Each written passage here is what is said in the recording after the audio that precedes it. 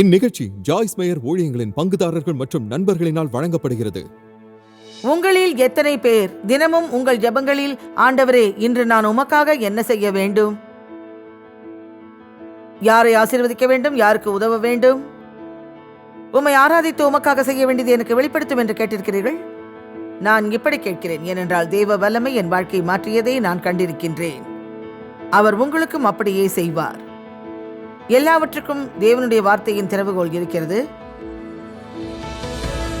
நான் Joyce mayor. நீங்க எங்க காயப்பட்டாலும் தேவன் உங்களை குணப்படுத்த முடியும்னு நான் நம்புறேன்.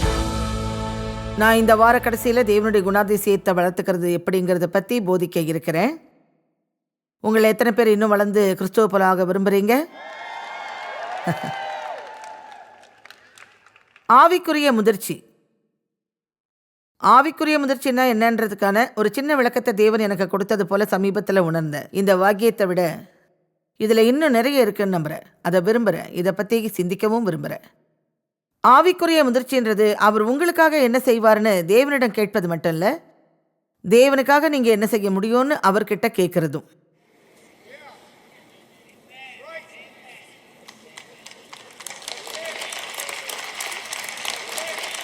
உங்களில் எத்தனை பேர் தினமும் உங்கள் ஜெபங்களில், ஆண்டவரே, இன்று நான் உமக்காக என்ன செய்ய வேண்டும், யாரை ஆசீர்வதிக்க வேண்டும், யாருக்கு உதவ வேண்டும், உம்மை ஆராதித்து உமக்காக செய்ய வேண்டியது எனக்கு வெளிப்படுத்தும் என்று கேட்டிருக்கிறீர்கள்?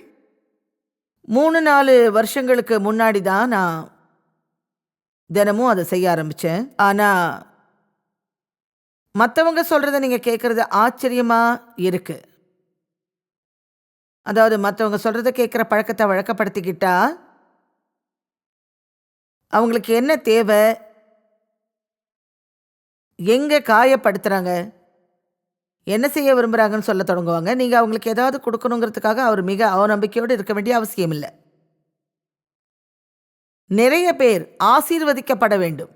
அவங்க உங்களை விட செல்வந்தர்களாகவும் இருக்கலாம், ஆனால் அவங்களுக்கு இன்னும் ஒரு ஆசீர்வாதம் தேவைப்படலாம். ஒரு நிபுணராக ஆகக்கூடிய சிறந்த விஷயங்களில் ஒன்று கொடுக்கறது. அதாவது இதுதான் உண்மையிலேயும் உண்மை. உங்கள் வாழ்க்கையில் மகிழ்ச்சியை விரும்பினா கொடுப்பவராக மாறுங்க. வாய்ப்பு கிடைக்கும் போது மட்டும் கொடுக்கறத விட உங்கள் வாழ்க்கையில் கொடுக்குறவராக இருங்க. இப்படி ஒரு வாழ்க்கை முறையை உருவாக்குங்க. நான் இதை மறுபடியும் சொல்ல விரும்புகிறேன். உங்களுக்காக கிரியை நடப்பிக்கும்படி தேவன்கிட்ட கேட்காதீங்க. உண்மையிலேயே சொல்லப்போனால் அதை கொஞ்ச காலம் விட்டுட்டீங்கன்னா அது எதையுமே பாதிக்காது. நீங்கள் வேண்டிக்கிறதுக்கு முன்னாடியே உங்களுக்கு என்னது தேவைன்னு தேவன் அறிந்திருக்காரு. தேவன் உங்களுக்காக என்ன செய்யணும்னு விரும்புகிறீங்களோ அதை அவர்கிட்ட சொல்கிறத தாண்டி மறுபடியும் அதுலேயே கவனம் செலுத்திக்கிட்டு இருக்க வேண்டிய அவசியமே இல்லை. இதை செய்யறதுக்கு பதிலாக ஒவ்வொரு நாளும் தேவனிடம் நான் என்ன செய்ய வேண்டும் அப்படின்னு கேளுங்க. அது உங்கள் வாழ்க்கையை எப்படி மாற்றுது அப்படின்னு கவனிங்க. இப்படி முழு சுழற்சிக்கு வரும்போது அதுதான் ஆவிக்குரிய முதிர்ச்சின்னு உண்மையாகவே நான் நம்புகிறேன். இனி வாழ்வது நான் அல்ல, கிறிஸ்துவே என்னில் வாழ்கிறார் என்றும், நான் இப்பொழுது வாழ்கிற இந்த ஜீவன் தேவகுமாரன் இடத்தில் உள்ள விசுவாசத்தினாலே உண்டாயிருக்கிறது என்றும் பவுல் சொன்னபோது, உங்கள் சொந்த எண்ணங்களை ஒதுக்கி வைத்துவிட்டு பவுல் சொல்வதை புரிந்து கொள்ளுங்கள். அவர் ஒவ்வொரு நாளும் சரீர பிரகாரமாக சாகிறேன் என்று அர்த்தப்படுத்தவில்லை. மாறாக ஒவ்வொரு நாளும் அவரின் சுயம் சாகிறது என்பதை அர்த்தப்படுத்துகிறார். நம் சுயத்தை பொய்யாக்க நீங்கள் செய்ய வேண்டியது ஒரு குழந்தையை பார்ப்பது மட்டுமே. அவர்கள் விரும்புவதை நீங்கள் கொடுக்கவில்லை என்று அவர்கள் உணரும் போது அவர்கள் உங்களிடம் அதை சொல்ல அதிக நேரம் எடுக்காது.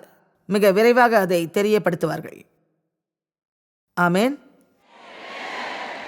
எங்களுக்கு ஒரு பேரன் இருக்கிறான். ஜூலையில் 4 வயதாக போகிற எங்கள் பேரன் ரொம்பவும் சுட்டித்தனம் கொண்டவன். அவன் மீது கொஞ்சம் கோபம் இருந்தது.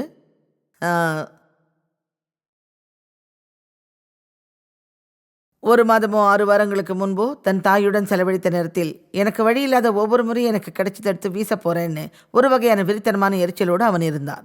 அவள் ஷாப்பிங் போன போது அவன் அங்கே நாகரிகமாக நடந்துக்கல. அவள் சொன்னா, அவனோட பேர் ப்ரௌடி. ப்ரௌடி, நீ நடந்துக்கிற விதத்தை மாற்றிக்க ஜெபம் செய்யலான்னு சொல்லி தன்னுடைய கைகளால் அவனை கட்டி பிடிச்சிக்கிட்டு, அவ உண்மையிலேயே ஒரு அற்புதமான தாய் தெரியுமா? ஆண்டவரே, ப்ரௌடி இன்னைக்கு ஒரு நல்ல பையனா இருக்க எனக்கு உதவி செய்யுங்க. அவன் நன்மையானதை உணரவும், வெறித்தனமா உணராம எனக்கு செவி கொடுக்கவும், புன்னகைக்கவும் எனக்கு உதவி செய்யும்னு ஜெபித்து தன்னோட கைகளால் அவனை கட்டி அணைச்சிக்கிட்டா. அவ ஜெபத்தை முடிச்சு ஆமேன்னு சொன்னப்போ அவனும் ஆமேன் இல்லைன்னு சொல்லிட்டான்.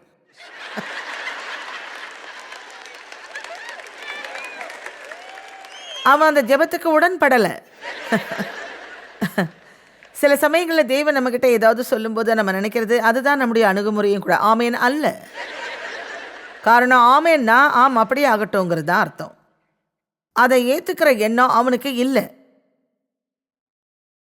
ஆவிக்குரிய பிள்ளைகள் 30 வருடங்களா ஒருத்தர் கிறிஸ்தவராக இருந்தும் அவங்க இன்னும் ஆவிக்குரிய குழந்தையா இருக்கிறது வருத்தமாக இருக்கு. நாம் மறுபடியும் பிறந்த பிறகு நடக்க வேண்டிய அடுத்த விஷயம், நாம் கிறிஸ்துவில் வளர ஆரம்பிக்கணும். இது ஒரு செயல்முறை. இது நம்ம வாழ்க்கை முழுவதும் நடக்கக்கூடிய ஒரு செயல்முறை. நம்ம வளர்றதை நிறுத்தக்கூடாது. நாம் மேம்படக்கூடிய வழிகளில் நடத்துறத தேவன் ஒருபோதும் நிறுத்த மாட்டார். தேவன் என்னை தனியாக விட்டுட்டு நான் எப்படி இருக்கணும் அப்படியே இருக்க விடாமல், நான் அவரை போலவே இருக்கணும் அப்படின்னு எனக்கு நம்முடைய வழிகளை காட்டினதுக்காக நான் அவருக்கு நன்றி செலுத்துகிறேன். ஆமேன். அப்படி நான் பவுல் கொரிந்திய சபைகளோடு சம்பாஷித்த போது அவங்க மறுபடியும் பிறந்து பரிசுத்த ஆவியினாலே ஞானஸ்நானம் பெற்று ஆவியின் வரங்களால் செயல்பட்டிருந்தாங்க. வரங்கள் கொடுக்கப்பட்டிருந்ததுன்றதை ஞாபகத்தில் வச்சுக்கணும். வரங்களை பெற நீங்கள் எதுவுமே செய்ய வேண்டியதில்லை. ஆவிக்குரிய வரம் கொடுக்கப்பட்டிருக்கிறதால ஆவிக்குரிய வாழ்க்கையில் முதிர்ச்சி அடைஞ்சவர் அப்படின்னு அர்த்தம் இல்லை. ஆமேன். தொடர்ந்து அவர் அவர்களிடம் 1 கொரிந்தியர் 3:1-3 சொல்கிறார்,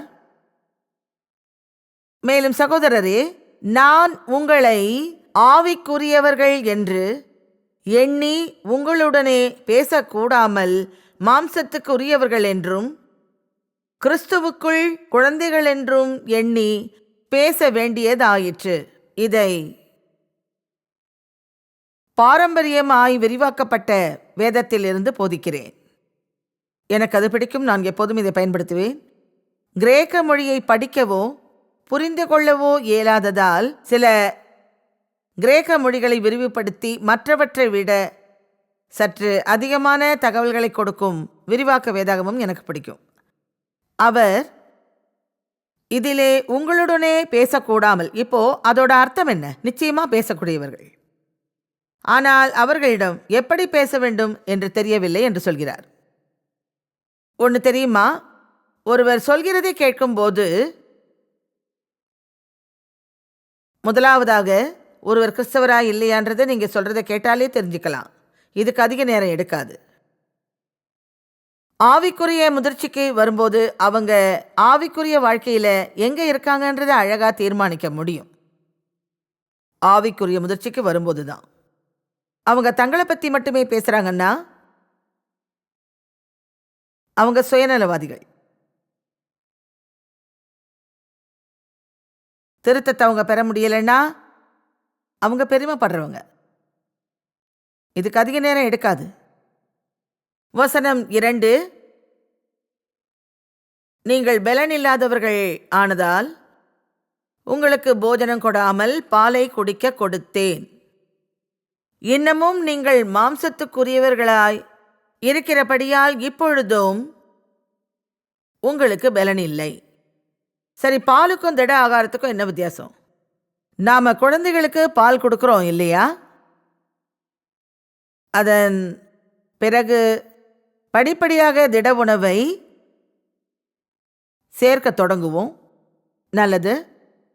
வார்த்தையின் பால் என்பது குழந்தை கிறிஸ்தவர்கள் கையாளக்கூடிய செய்திகள். தேவன் எனக்கு என்ன செய்ய முடியும், அவர் என்னை எவ்வளவு நேசிக்கிறார், நான் எவ்வளவு அற்புதமானவன் என்பதுதான் அவை. இவை அனைத்தும் ஆசீர்வாதம், நல்ல விஷயம். அது ஒரு பொருத்தமான தொடக்க இடம். மக்களை ஈர்க்கக்கூடியது. ரட்சிக்கப்பட்ட ஒருவருக்கு உண்மையில் மிகவும் பலமாய் எதையும் வைத்திருக்க வேண்டும் என்பது அவசியமில்லை. அவர்கள் தேவனுடனான தங்கள் ஐக்கியத்தை நிலைநிறுத்த வேண்டும். அவர் அவர்களை நேசிக்கிறார். அவர்கள் தேவையை அறிந்து விஷயங்களை செய்ய விரும்புகிறார். ஜெபத்திற்கு பதில் கொடுக்கிறவர் என்பதையும் அறிந்திருக்க வேண்டும். அவர்களிடம் முதிர்ச்சி இல்லை என்றால் ஒருபோதும் வளர மாட்டார்கள். நான் அவைகளை இனிப்பு செய்திகள் என்று அழைப்பேன். எல்லோருமே இனிப்பை விரும்புகிறதா தோன்றினாலும் இனிப்புகளை மட்டுமே சாப்பிட்டா அதிக காலம் வாழ மாட்டீங்க. அதிகமாக வியாதிப்படுவீங்க. வல்லமையான செய்திகள் வார்த்தையின் உணவு. இது எல்லாமே நடத்தைக்கு சவாலான செய்திகள். வல்லமையான செய்திகள் உங்கள் நடத்தைக்கேற்றவாறு அந்த செய்திகள் மாறுபடும். வலுவான செய்திகள் இருக்கும்போது அவற்றை பெறுவது உங்களை நிச்சயம் மாற்றும். அறையை விட்டு வெளியே ஓடவும் வரவே இல்லையே என்று ஆசைப்படவும் சிறிது சிறிதாக உங்கள் இருக்கையில் நெளிந்து கொள்ளவும் செய்யும் செய்திகள் அவை. ஆனால் அந்த செய்திகள் இல்லாமல் ஒருபோதும் வலுவாக இருக்க முடியாது. ஆகவே இரண்டும் தேவை. எப்போதாவது அதை கேட்டிருந்தால் நீங்கள் ஒரு சிறிய துடிப்பை உணர ஆரம்பிக்கலாம். ஆகவே இறைச்சியும் இனிப்பும் நல்ல சமநிலையில் இருக்க முயற்சி செய்கிறேன். ஆனால் இந்த வார கடைசியில் நிச்சயம் நான்வெஜ் இருக்கும்.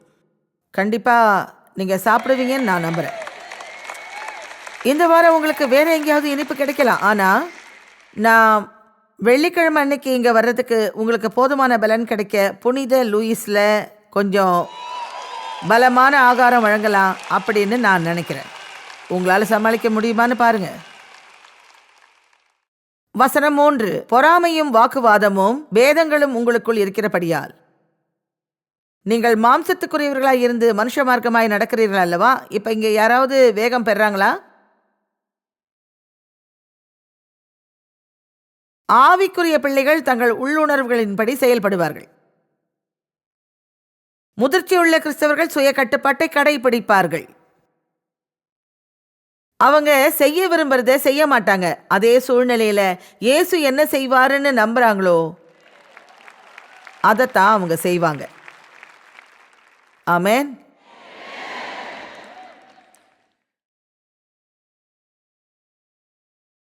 நீங்க எவ்வளவு அதிகமா வளர்றீங்களோ அவ்வளவு சிறப்பா செயல்படுவீங்க. கடைசியா எப்பவுமே இயேசுவை போல மிக அழகா செயல்படும் இடத்திற்கே நீங்க வந்துருவீங்க. உங்களுக்குள்ள பொறாமை, சண்டை, வாக்குவாதம் மற்றும் பிளவு இருந்தால் தேவனால் மாற்றப்படாத சாதாரண மக்களைப் போலவே நீங்கள் இன்னும் உலகில் முதிர்ச்சியற்ற வழியில் செயல்படுகிறீர்கள் என்பதை அது காட்டும். ஆகவே பவுல் சொல்கிறார், பொறாமையும் வாக்குவாதமும் பேதங்களும் உங்களுக்குள் இருக்கிறபடியால் நீங்கள் மாம்சத்துக்குரியவர்களாயிருந்து மனுஷ மார்க்கமாய் நடக்கிறீர்கள். உங்களுக்கு புரியுதா? பொறாமை, வாக்குவாதம், பேதங்கள் இருந்தா மனுஷ மார்க்கமாக தான் நடப்போமா? ஓ, ஆலயத்தில் நம்மக்கிட்ட எதுவுமே இல்லை, அப்படித்தானே? ஒருவருக்கொருவர் பொறாமப்படுறீங்க, பிரிவினையை உண்டாக்குறீங்க, கோபத்தை உணர்றீங்க, விட்டு கொடுக்குற மனப்பான்மையே இல்லை. இது எல்லாமே நீங்கி போகணும். இதனால் யாரையாவது மன்னிக்கணும்னு நினைக்க வேண்டியதே இல்லை.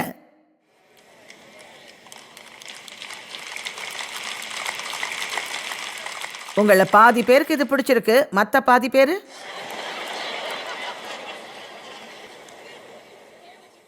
மன்னிக்காதது ஆலயத்தில் ஒரு பெரிய பிரச்சனை. எல்லாவற்றையும் விட மன்னிக்காததன் மூலம் தேவன் மீது நம்பிக்கை வைக்காத அவிசுவாசிகளின் வாழ்வில் சாத்தான் அதிக இடத்தை பிடித்திருக்கிறான். உங்களுடைய இதயத்தில் மன்னிப்பு இல்லைன்னா நீங்க மற்றவங்கள மன்னிக்க மாட்டீங்க. அப்படின்னா தேவனால நம்ம மன்னிக்க முடியாதுன்னு வேதம் சொல்லுது.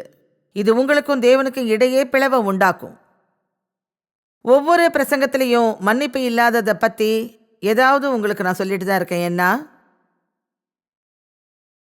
நான் மன்னிக்காத போது அது எனக்கு என்ன செஞ்சுதுன்றத, அந்த அற்புதத்தை நான் உணர்ந்தேன். மற்றவங்களை விரைவாக மன்னிக்கிறது எவ்வளோ அற்புதமானதுன்னு எனக்கு நல்லாவே தெரியும். ஆமென். உங்களை காயப்படுத்துகிற ஒருத்தரை நீங்கள் எவ்வளவு விரைவில் மன்னிக்கிறீங்களோ அவ்வளோ எளிதாக சூழ்நிலையே கடந்துடலாம். நீ எவ்வளவு காத்திருக்கிறியோ அவ்வளவா வேர்கள் ஆழமாகும். அவங்க உங்கள் மன்னிப்புக்கு தகுதியானவங்களாக இருக்க வேண்டியதில்லை. அவங்க அதை விரும்புகிறாங்கன்றது அவசியம் இல்லை. நீங்க உண்மையிலேயே அதை உங்களுக்காக செய்றீங்க, அவங்களுக்காக அதை செய்யல.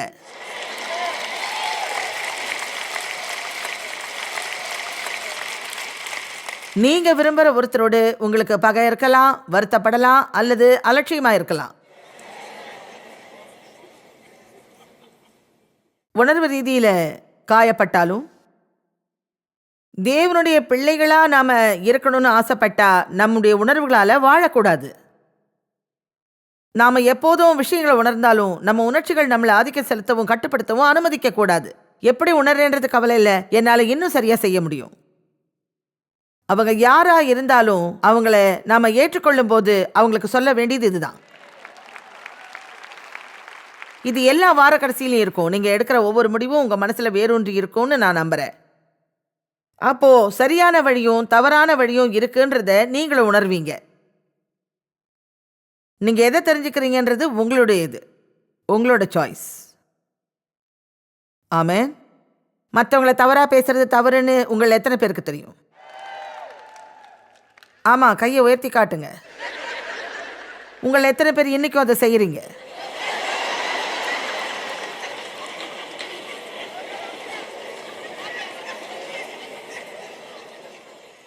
நீங்க அதை செய்யக்கூடாது. யாரும் உங்களை செய்ய வைக்கிறது இல்லை. நீங்க அதுல செயல்பட கத்துக்கிறீங்க. சரியானதை தேர்ந்தெடுக்கிற செயல்பாட்டில் எப்பவுமே ஈடுபடுங்க. ஒரு நிமிஷம் நானே பிரசங்கம் செஞ்சுக்குவேன். மற்றவங்களை நியாயம் தீர்க்கிறது தவறுன்னு எத்தனை பேருக்கு தெரியும்? உங்களை எத்தனை பேர் இன்னும் இதை செய்றீங்க? இந்த வாரம் கொஞ்சம் நியாயாதிபதி வாரமா இருக்குல்ல? சில நேரங்களில் நாம் அதிகம் யோசிக்காம போய்கிட்டே இருக்கோம். நம்மளை மறுபடியும் சரியான பாதையில கொண்டு செல்ல தேவனிடமிருந்து கொஞ்சம் ஆலோசனை தேவைன்றது போல தெரியும். உண்மையிலேயே நம்ம செய்ய வேண்டியதெல்லாம் நம்முடைய சொந்த வேலையை பார்க்கறது மட்டும்தான்.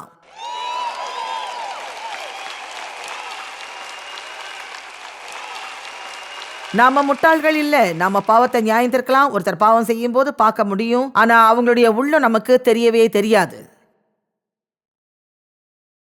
அவங்க என்ன செஞ்சாங்கன்னு தெரியாது, அவங்க என்ன செய்யறாங்கன்னு தெரியாது, அவங்க எங்கேருந்து வந்தாங்கன்னு தெரியாது.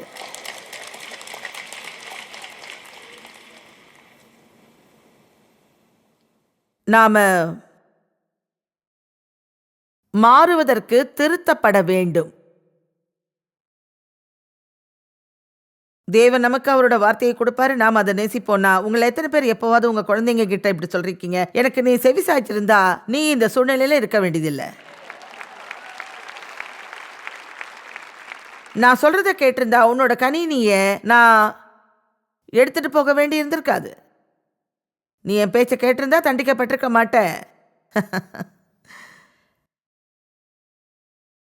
நாமும் இப்படித்தான் அவருக்கு செவி கொடுக்க தேவன் விரும்புறார். செவி கொடுக்கலன்னா அவர் நம்ம சூழ்நிலைகளை தொடுவாரு.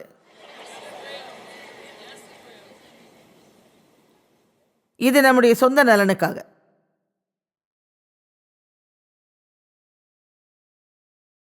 எபிரேயர் 5:13-6 பால் உண்கிறவன் குழந்தையாயிருக்கிறபடியினாலே, மறுபடியும் குழந்தை பாட்டில்களுக்கு திரும்புகிறோம். உண்மையை சொல்ல போனால் அவன் நீதியின் உபதேசத்தில் அனுபவம் இல்லாதவனும் அறிவில்லாதவனுமாய் இருக்கிறான். ஆகவே வார்த்தையை பலமாய் விழுங்க முடியாத நிலையில் மக்களுக்கு ஏன் இன்னும் பால் தேவைப்படுது? ஏன்னா வார்த்தை பலமா உங்க நடத்தையை சரி செய்யுது. கிறிஸ்துவில நீங்க யாருன்னு உங்களுக்கு தெரியலனா அதை உங்களால சரி செஞ்சுக்க முடியாது.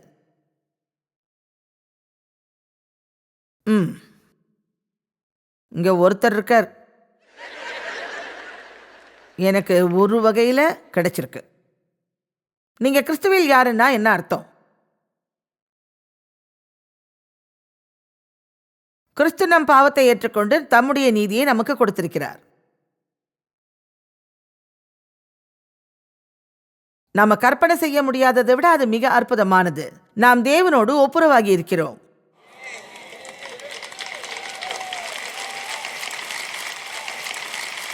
நாம் இன்னும் வளரவும் மாற்றத்தை கடக்கவும் முயற்சிக்கும் போதும் கூட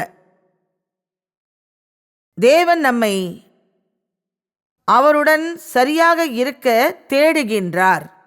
அதுதான், இத உங்க மனதால உள்வாங்க முடியாது. என் குழந்தை பருவத்தில் என் அப்பாவால் துஷ்பிரயோகம் செய்யப்பட்டதிலிருந்து ஏற்கனவே என்னை பற்றி மிக மோசமாக உணர்ந்தது உங்களுக்கு தெரியும். நான் அப்போ குற்ற உணர்ச்சியோடு ரொம்ப போராடினேன். ஏன்னா நான் ஏதாவது தவறு செய்கிறேன்னு நான் எப்போவுமே நினச்சேன். அவர் என்னை அப்படி நடத்த தேர்ந்தெடுத்திருக்க மாட்டார். ஆக எனக்கு பல ஆண்டுகளாக வார்த்தையில் செலவிடவும் வேண்டியிருந்தது. அந்த வார்த்தையில் இருக்கிறதுக்கும் நீதியை குறித்து தியானிப்பதற்கும் எனக்கு கிடைச்சதுன்னு சொல்லும்போது அது இங்கிருந்து இங்கே வந்தது.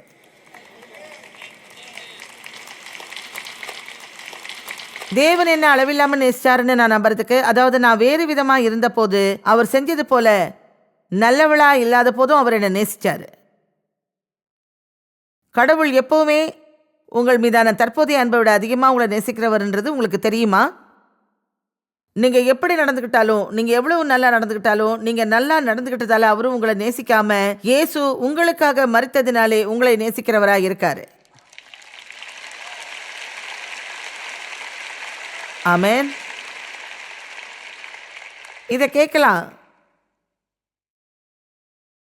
அது நல்லாவே தெரியும். ஆனால் உண்மையாக நம்புறதுக்கு அதை மறுபடியும் கேட்கணும், செவி கொடுக்கணும், படிக்கணும், வாசித்து அதை குறித்து தியானிக்கணும், அதை சிந்திக்கணும். அதனால தான் வார்த்தைகளை படித்து தியானித்து சிந்திக்கணும்னு வேதம் பல இடங்களில் சொல்லுது. அதாவது அதை உங்கள் மனசில் திரும்ப திரும்ப திரும்ப திரும்ப புரட்டி பார்த்துக்கிட்டே இருங்க, சிந்திங்க.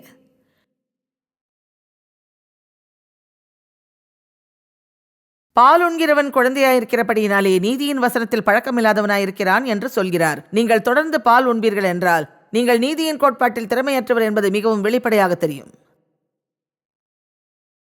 தேவனோடு நல்லுறவில் இருப்பது வேதத்தில் உள்ள பிரதான போதனைகளில் ஒன்று. இது ஒவ்வொரு தனிநபருக்கும் பொருந்தும். நீங்கள் மறுபடியும் பிறந்து கிறிஸ்துவை உங்கள் இரட்சகராக ஏற்றுக்கொண்டால் தேவனோடு சரியான ஐக்கியத்தில் இருப்பீர்கள். அவர் உங்களை அவரோடு ஒப்புரவாக்க முடிவு செய்திருக்கிறார்.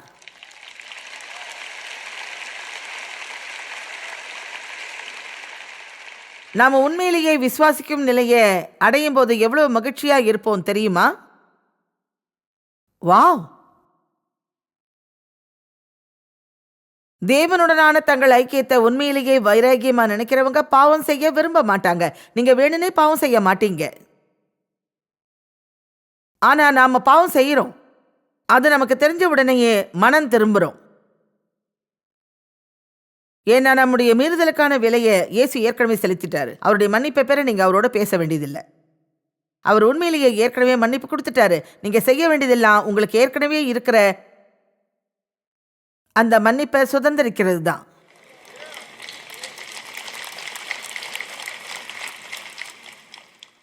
தேவ கிருபையை பெற்றுக்கொள்ளுங்கள். இது நமக்கு கொடுக்கப்பட்டிருக்கிறது. நீங்கள் தான் அதை சுதந்திரிக்க வேண்டும். தேவ அன்பை பெற்றுக்கொள்ளுங்கள். அதை சம்பாதிக்க முடியாது. தேவன் விற்பனைக்கு அல்ல. நீங்கள் அவருடைய அன்பை வாங்க முடியாது. அவருடைய கிருபையை உங்களால் வாங்க முடியாது. நீங்கள் அவருடைய மன்னிப்பை வாங்க முடியாது. நீங்கள் செய்ய வேண்டியதெல்லாம் நீங்கள் அதை பெற தகுதியற்றவர் என்பதை மனத்தாழ்மையோடு உணர வேண்டும். ஆனால் அதை விசுவாசத்தின் மூலம் சுதந்திரிக்க வேண்டும். ஆமென். இதுதான் உலகத்திற்கு தேவை. இனி மருந்துகள் தேவையே இல்லை. வேறு எந்த அடையாளமும் தேவையில்லை.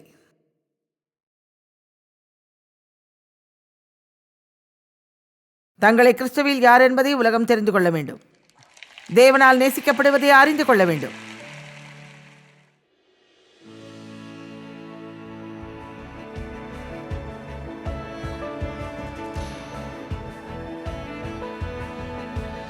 இந்நிகழ்ச்சி ஜாய்ஸ் மேயர் ஊழியங்களின் பங்குதாரர்கள் மற்றும் நண்பர்களினால் வழங்கப்படுகிறது.